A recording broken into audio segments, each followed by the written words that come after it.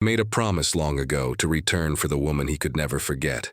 Now, standing before her after years of loss and war, their eyes meet across the divide of two worlds.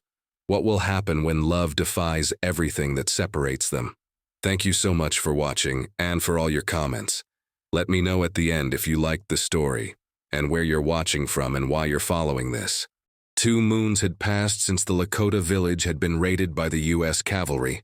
Sarah Miller stood at the window of the small trading post, her gaze fixed on the distant horizon where the golden prairie met the endless blue sky. 5 years a captive among the Lakota, she had come to know their ways, their language, their hearts. The cavalry's rescue had felt more like another abduction, tearing her from the only home she had known since the wagon train massacre that had claimed her parents. "Miss Miller, you have a visitor," announced Mr. Peterson, the trading post owner. "Another Army officer wanting to hear your story, I expect." Sarah sighed, smoothing her ill-fitting dress, clothing still strange after years in buckskin. She turned to face her visitor, but instead of the expected blue uniform, she found herself looking into dark, familiar eyes that made her heart stop. "Swift Hawk," she whispered, her voice barely audible. The tall Lakota warrior stood in the doorway, his proud features unchanged though he now wore the white man's clothes, a concession likely made to enter the settlement unnoticed. His black hair was shorter than she remembered, tied back simply, but his eyes held the same intensity that had first captivated her years ago. "They told me you were dead," Sarah continued, gripping the counter for support. "After the raid, I promised I would return for you," Swift Hawk replied in English far more fluid than when she had last seen him. "Even if I had to cross the spirit world to find you again."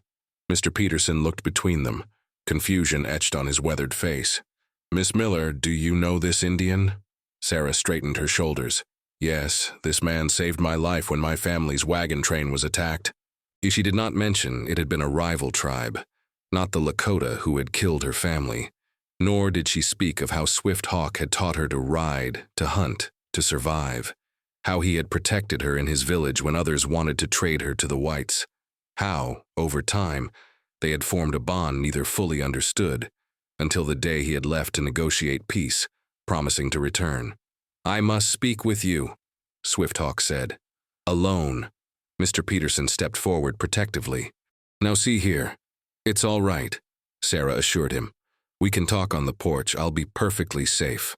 Outside, the late afternoon sun cast long shadows across the dusty settlement street. Sarah kept a respectable distance as they walked, mindful of the curious eyes watching from windows and doorways. "You look unwell," Swift Hawk observed, his perceptive gaze missing nothing. "I'm alive," she answered. "Unlike so many others. Your sister? Your mother?" A shadow crossed his face. "They live." The people scattered after the soldiers came. Some surrendered to the reservation. Others, he gestured vaguely to the northwest. "They follow Sitting Bull into the unceded territories." "And you?" she asked. "How is it you walk freely here?" Swift Hawk's jaw tightened. "I am Scout Hawk now. I track for the army." Sarah stopped, stunned. "You work for those who slaughtered your people?" "I track those who would make more war," he corrected. "To prevent more killing. 'Tis what the elders asked of me, to be eyes and ears among the whites." He looked down at her, his expression softening. "And to find you." "Why?" she whispered. "What am I to your people now?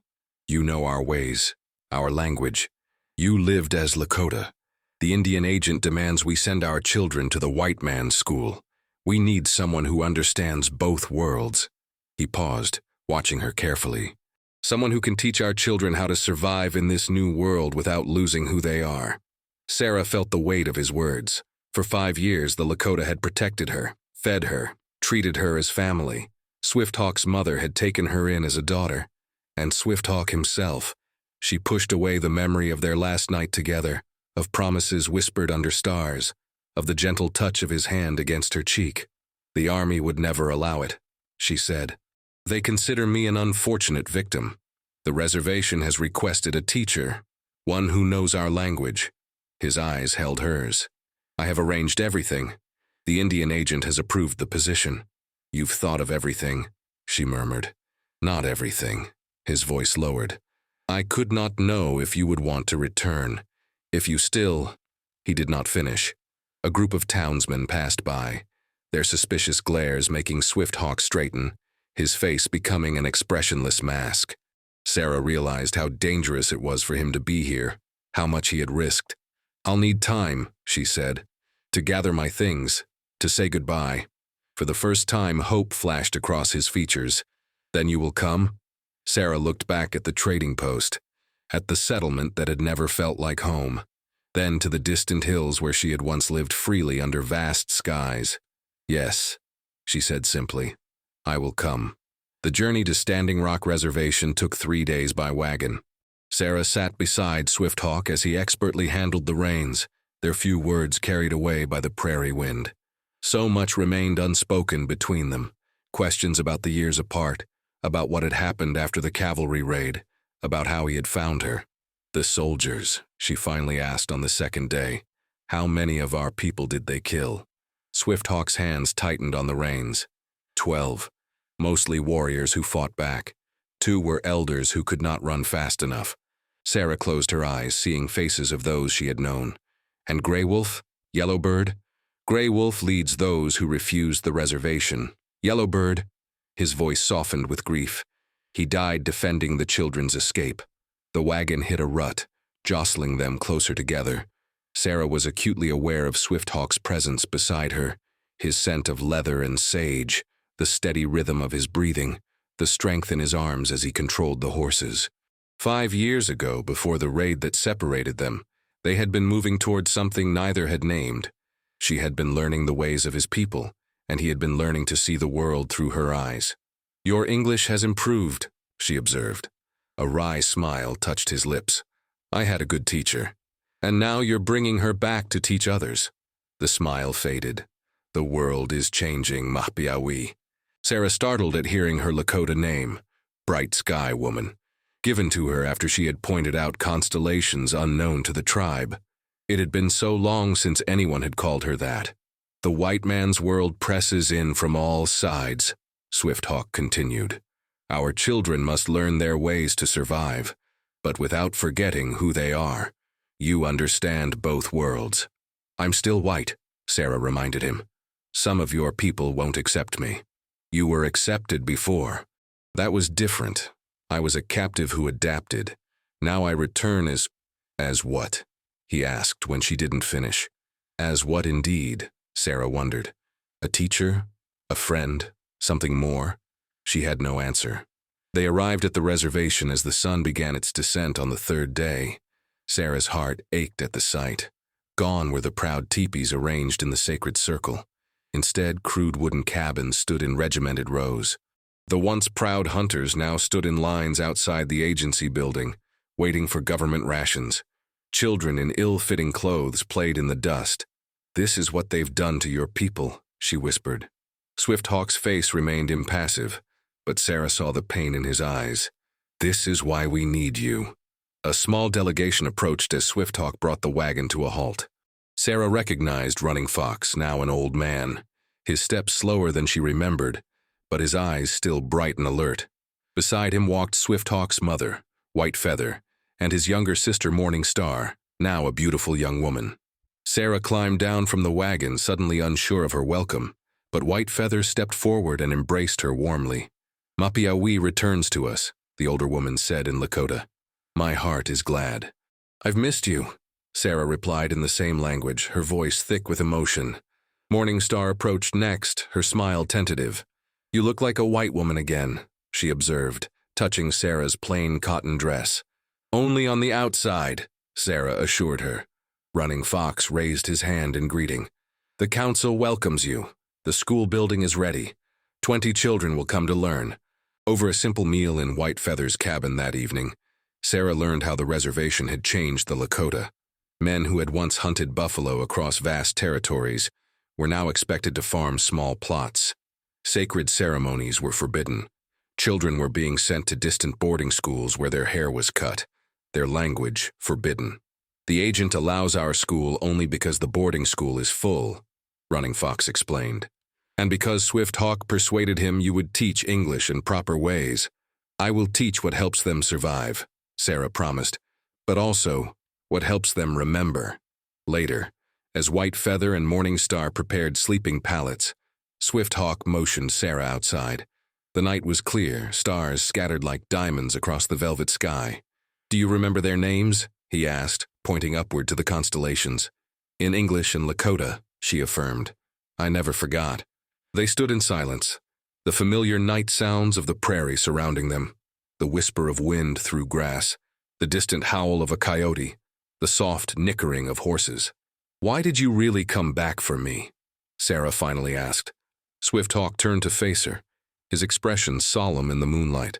"When I left to negotiate with the white leaders, I made you a promise. I would return. That was before the raid, before everything changed. Some things do not change." His voice was low, intense. "The earth, the sky, the stars. What is true in the heart?" Sarah felt her pulse quicken. "And what is true in your heart, Swift Hawk?" Instead of answering, he reached slowly into the leather pouch at his waist and withdrew something that glinted in the moonlight. Sarah's breath caught as she recognized the small silver locket, her mother's, that she had given him before he'd left. "You kept it," she whispered. "It kept you near me," he said simply, placing it in her palm. "Now I return it as I have returned to you."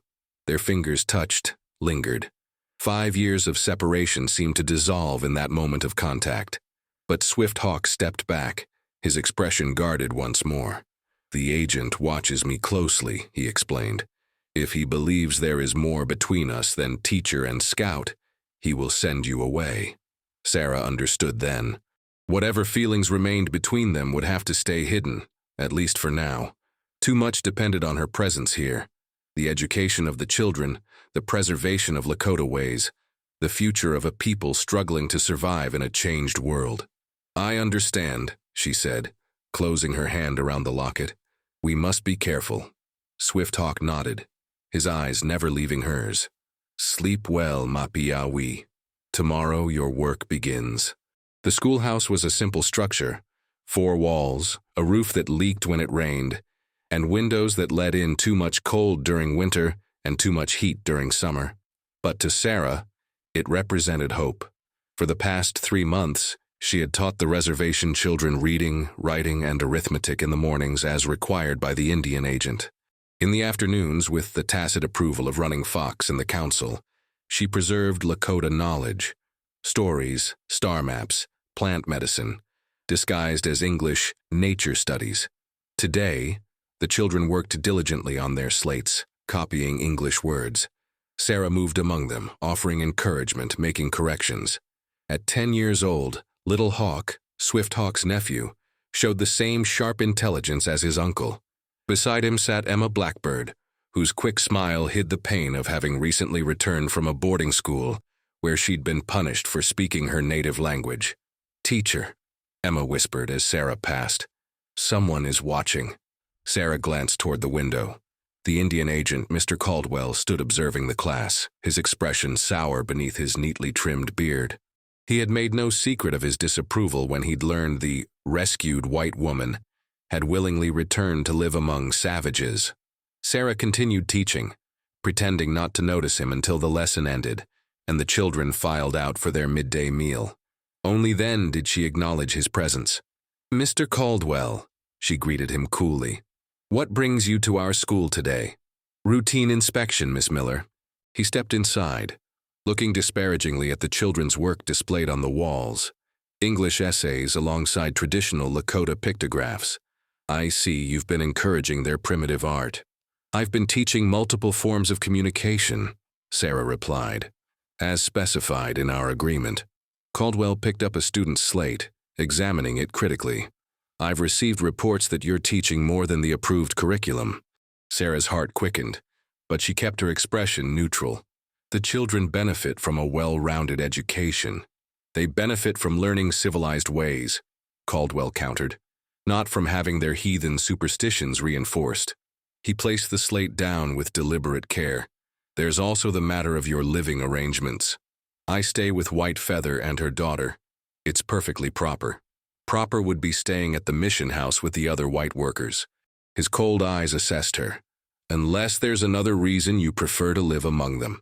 I understand you spend considerable time with that scout, Swifthawk. Sarah felt a flush of anger.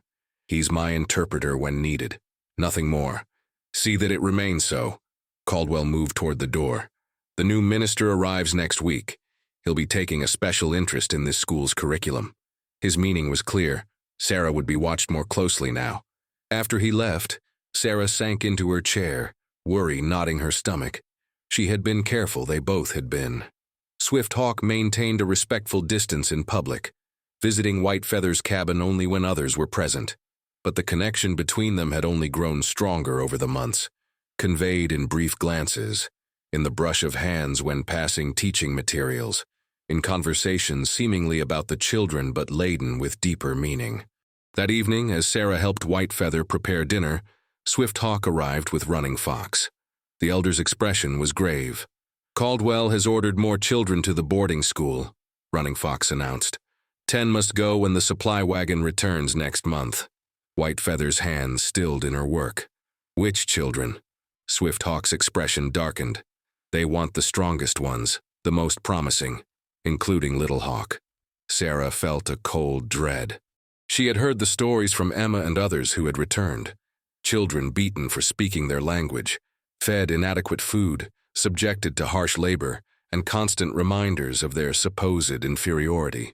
There must be something we can do, she protested. We have sent a petition, Running Fox said, but the agent has the law behind him. After the meal, as Whitefeather and Morning Star cleared away the dishes, Swifthawk motioned Sarah outside. They walked toward the edge of the settlement, maintaining a proper distance, speaking quietly in Lakota.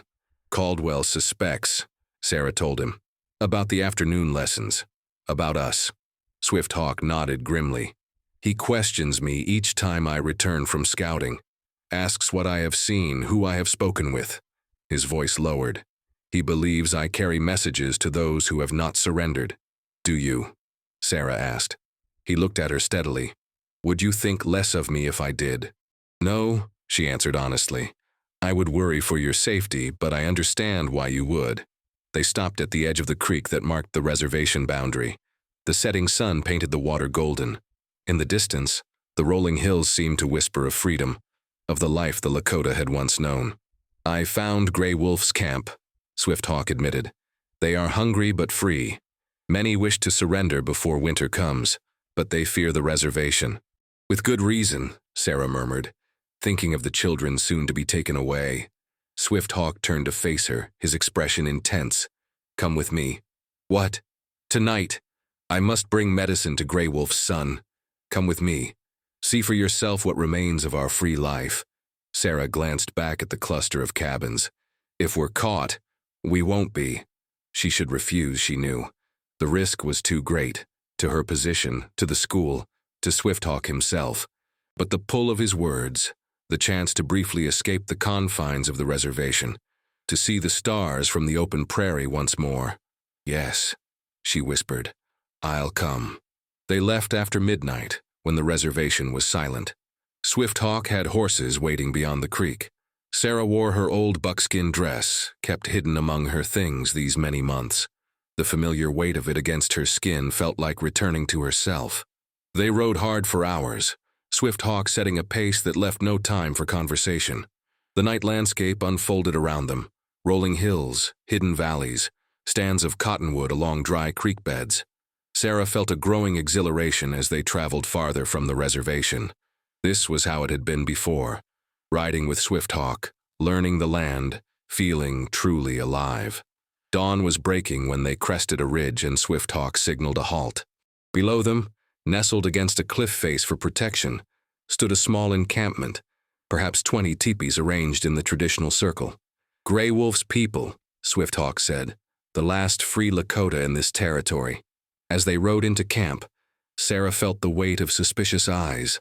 These were not the friendly faces she had known in the village years ago. These were people hardened by loss and hunger, clinging desperately to their way of life. Gray Wolf himself came to meet them, older than Sarah remembered, his face more deeply lined but his bearing still proud. You bring a white woman to our camp? He challenged Swifthawk. I bring Mapiawi, Swifthawk corrected. She is trusted. Grey Wolf's stern expression softened slightly as he recognized Sarah, the sky woman who lived among us. I remember. He gestured toward a nearby teepee. My son lies inside. The fever has not broken. Inside the teepee, a boy of about 12 lay on a buffalo robe, his forehead beaded with sweat. Sarah helped Swifthawk prepare the medicine he had brought, herbs from White Feather's precious store combined with roots gathered along their journey.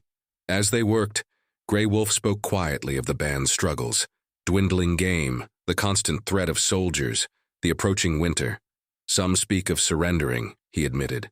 Others talk of joining Sitting Bull across the medicine line in Canada. And you? Swifthawk asked. Grey Wolf's gaze moved to his fevered son. I do what is best for our people. What that is, I no longer know. After tending to the boy, Sarah walked through the camp with Swifthawk. Despite their hardships, there was a dignity here absent from the reservation. Children played traditional games. Women worked hides and prepared food without government interference. The sacred circle remained unbroken. Now you have seen both worlds, Swifthawk said as they prepared to leave. The reservation and the free life. Neither is what it should be, Sarah replied sadly. They rode more slowly on the return journey, taking a different route that Swifthawk assured her would avoid any patrols. As they crossed a small meadow filled with wildflowers, he suddenly reined his horse to a stop. This place, he said, dismounting. Do you remember it? Sarah looked around, recognition dawning. The last night before you left to negotiate with the white leaders. We camped here. Swifthawk nodded, taking her hands to help her down from her horse. The touch lingered, his fingers warm against hers. That night, I made you a promise. You promised to return, she said softly. And you did. There was more I wanted to say. His dark eyes held hers. Words that seemed impossible then, more impossible now. Sarah felt her heart quicken. Say them now. Instead, Swifthawk reached out, his hand gently cupping her cheek. The touch broke the invisible barrier they had maintained these past months. Sarah leaned into his palm, her eyes closing briefly at the tenderness of the gesture. In the old ways, he said quietly, I would have brought horses to your father, proven my worth as a hunter and warrior. And in these new ways, she whispered, in these new ways, I can offer only myself, a man caught between worlds, same as you. Sarah placed her hand over his. That's all I've ever wanted. The kiss, when it came, felt like the culmination of a journey begun years ago, gentle at first, then deepening with the weight of everything unspoken between them. In this hidden meadow, far from the watchful eyes of the reservation, they could finally acknowledge what both had known for so long.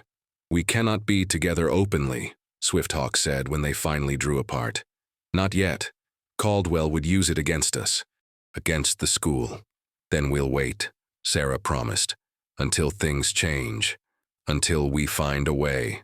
As they mounted their horses to continue their journey, Sarah carried with her renewed purpose. For the children threatened with boarding school, for Grey Wolf's struggling band, for her future with Swifthawk. Somehow she would find a way to bridge these broken worlds.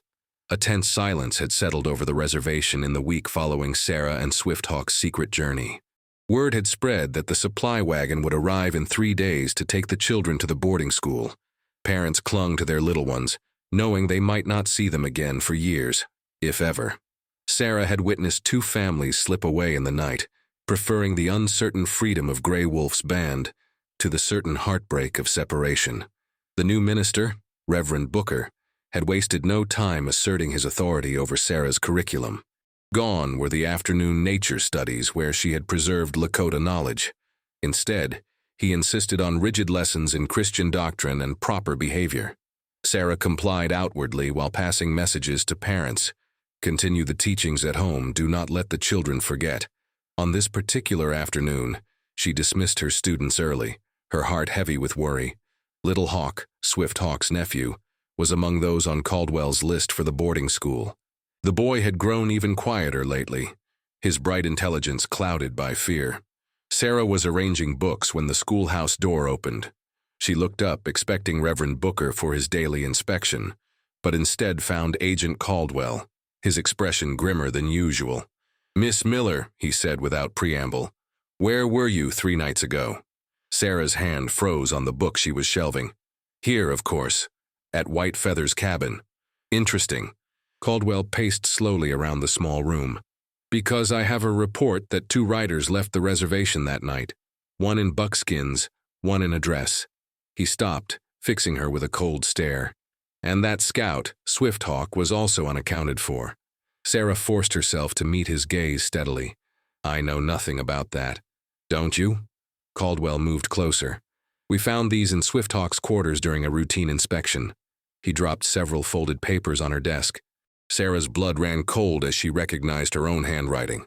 Notes she had made about medicinal plants, star positions, Lakota stories. Material from her forbidden afternoon lessons that Swifthawk had asked to copy. "Correspondence with the hostiles," Caldwell declared. "Evidence of subversion." "These are teaching materials," Sarah protested. "Nothing more. That's not how the Army will see it." Caldwell's mouth curved in a satisfied smile. "Swifthawk has been detained for questioning. Depending on what he reveals, you may be joining him." After he left, Sarah sank into her chair, panic threatening to overwhelm her. Swifthawk detained, a euphemism for arrested. She had to find out where they were holding him, what they planned to do. But moving too quickly or openly might make things worse. She forced herself to wait until evening, going through the motions of dinner with White Feather and Morning Star, saying nothing of what Caldwell had revealed. Only after the household had settled for the night did she slip out, making her way to Running Fox's cabin. The elder was awake, as if expecting her. "I have heard," he said as she entered. "They took him to the fort, 20 miles east." "What will they do to him?" Sarah asked. Running Fox's weathered face was grave. "At best, they will send him away from here. At worst," he did not need to finish. "This is my fault," Sarah whispered. "If I hadn't gone with him—" "No," Running Fox interrupted firmly. "Swifthawk knew the risks we all do." He studied her face. "The question is, what will you do now?" Sarah straightened. "Whatever I must." The next morning, Sarah requested permission to visit the fort, claiming she needed supplies not available at the reservation store. Reverend Booker, sensing nothing amiss, provided a note of authorization. The journey by stagecoach took most of the day. By the time Sarah arrived at Fort Richardson, the sun was low in the sky. She approached the gates with outward confidence, presenting Reverend Booker's note to the guards. "I also have a message for Colonel Hayes," she added, naming the fort commander she had met once at an agency function. From Agent Caldwell. The lie worked. She was escorted to the colonel's office, where she found a stern-faced man with iron-gray hair bent over paperwork. "Miss Miller," he greeted her, looking surprised. "What brings you to Fort Richardson?" Sarah chose her next words carefully. "I understand you're holding a Lakota scout named Swifthawk. I've come to provide information about his case." Hayes studied her. "Indeed. Agent Caldwell believes this man has been communicating with hostile bands, possibly planning resistance." "Agent Caldwell is mistaken," Sarah said firmly. "The papers he found were teaching materials I prepared for the reservation school." "That's not all he found," Hayes countered. "There were maps, locations of patrols, army movements." Sarah felt her confidence waver. This was worse than she had feared. "May I see him? As his interpreter, I might help clarify matters." Hayes considered her request, then nodded curtly. "Very well, but you'll be supervised." Swifthawk was being held in a small cell in the fort's guardhouse. When Sarah entered, escorted by a young lieutenant, she struggled to keep her expression neutral. Swifthawk sat on a narrow cot, his face bruised, one eye swollen. He looked up as they entered, surprise and then concern flashing across his features. "You shouldn't be here," he said in Lakota. "Speak English," the lieutenant ordered sharply. Sarah moved closer to the cell. "I've come to help clear up this misunderstanding," she said in English. Swifthawk's uninjured eye held a warning. "There's nothing to clear up. The papers they found," Sarah began. "Were mine," Swifthawk interrupted firmly. "My doing alone." Sarah realized he was protecting her, taking full responsibility, but she couldn't let him sacrifice himself. "Lieutenant," she addressed their escort, "I need to speak with the prisoner privately, as his interpreter." Orders are to supervise all visits, the young officer replied. Do you speak Lakota? Sarah challenged. No, but then you cannot verify my translation. I give you my word as a Christian woman that I will accurately report our conversation to Colonel Hayes. The lieutenant hesitated, then stepped back. 5 minutes. I'll be right outside the door. When they were alone, Sarah moved closer to the bars. What have you told them? She whispered. Nothing that involves you, Swifthawk answered quietly. You must return to the reservation. Forget about me. I won't, Sarah insisted. Not after everything we've... Listen to me, he cut her off urgently. Grey Wolf's band is moving tonight. The children on the list for the boarding school. Arrangements have been made for them to join the band.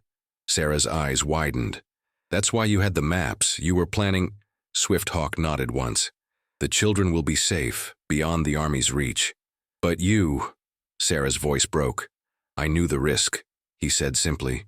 It was my choice. The door opened as the lieutenant returned. Time's up, Miss Miller. Sarah gathered her composure.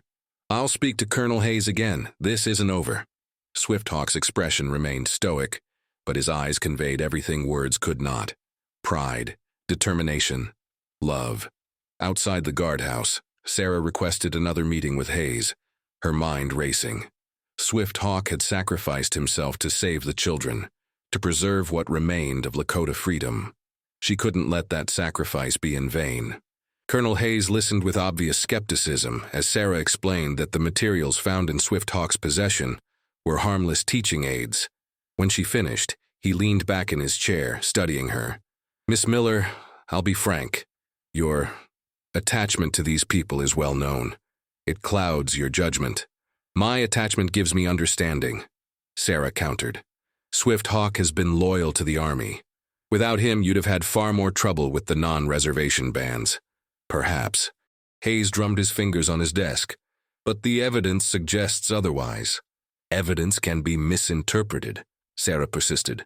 At least give him a fair hearing before sending him to prison. Hayes considered her words. The military court convenes next week. He'll have his hearing then. He rose, signaling the end of their conversation. Until then, I suggest you return to your duties at the reservation. Sarah had no choice but to leave, her heart heavy with worry. The stagecoach wouldn't depart until morning, so she took a room at the small hotel near the fort. Sleep eluded her as she wrestled with impossible choices. If Grey Wolf's band was moving tonight, taking the children with them, the reservation would be in an uproar by morning. Caldwell would surely suspect her involvement, especially after her convenient visit to the fort. Yet if she didn't return, she would confirm those suspicions and possibly make Swifthawk's situation worse. And what of her school? The children who remained would need her more than ever. Dawn found her still undecided. She was preparing to board the stagecoach when a commotion at the fort caught her attention. Soldiers were mounting up, officers shouting orders. Sarah approached a townsman watching the activity. What's happening? She asked. Injun trouble, he replied. Word came in that some reservation Lakota slipped away in the night. Took a bunch of youngsters with them. Army's riding out to bring 'em back. Sarah's heart raced. The children, Little Hawk among them, were already gone, heading for Grey Wolf's band, and the Army was in pursuit. In that moment, her decision crystallized. She couldn't return to the reservation, not yet. Not when she might be able to help in a more immediate way. She waited until the soldiers had ridden out, then approached the fort gates again. The same young lieutenant who had escorted her yesterday was on duty. I need to see the prisoner again, she told him. I have information from Agent Caldwell. The lieutenant looked uncertain. Colonel Hayes left orders. Concerning the children who were taken, Sarah pressed. The scout may know where they're headed. That convinced him. Sarah was escorted once more to Swifthawk's cell. He stood as she entered, his expression changing from surprise to concern when he saw her alone. You should be on the stagecoach, he said. The Army knows about the children, Sarah replied urgently. They're riding out after them. Swifthawk's face hardened. They won't find them. Grey Wolf knows how to disappear, unless someone leads the soldiers to them. Sarah met his gaze steadily. Someone who knows where they're going. Understanding dawned in Swifthawk's eyes. You want to help me escape? Yes. The word was both a whisper and a declaration. Swifthawk shook his head. Too dangerous. For you. For everyone. More dangerous if the army finds those children, Sarah countered. You know the land better than anyone. You can lead them away from Grey Wolf's trail. For a long moment, Swifthawk stood silent, weighing her words. Then he moved closer to the bars. There's a loose brick in the back wall, he said quietly. I've been working at it. With help, I could widen the gap. Sarah glanced toward the door. The lieutenant trusts me. If I create a distraction, tonight, Swifthawk decided. When they bring the evening meal, be ready. Sarah left the fort with a plan forming in her mind. She purchased supplies in town, a small hunting knife, matches, a canteen. As dusk approached, she made her way back to the fort, a story prepared about having missed her stagecoach. The distraction came in the form of a small fire Sarah started in a storage shed near the guardhouse. As soldiers rushed to extinguish the flames, she slipped inside to Swifthawk's cell. Together they worked frantically at the loosened bricks until the opening was wide enough for him to squeeze through. Come with me, Swifthawk urged as he prepared to slip out into the gathering darkness. Sarah hesitated, torn between her heart's desire and her sense of responsibility. I can't abandon the children who remain at the reservation. Swifthawk touched her face gently. Then I will find you there when it's safe. You can never return to the reservation, Sarah reminded him. They'll be watching for you.